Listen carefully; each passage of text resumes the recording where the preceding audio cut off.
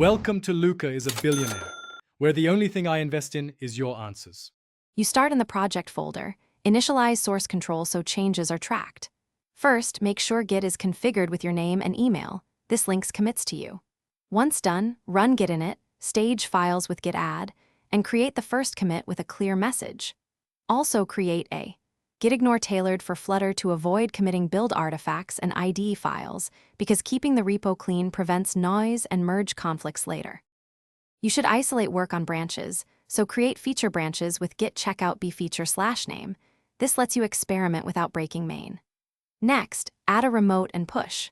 Git remote add origin repo, then push main with git push uorigin main to link local and remote.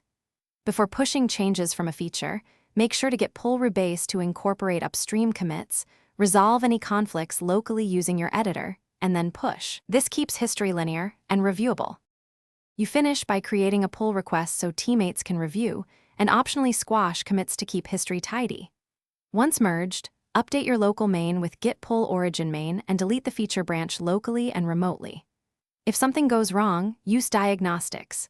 Git log to inspect history, git diff to view changes, git checkout file to discard local edits, or as a last resort git reset hard commit to revert. Be careful, because reset can lose uncommitted work.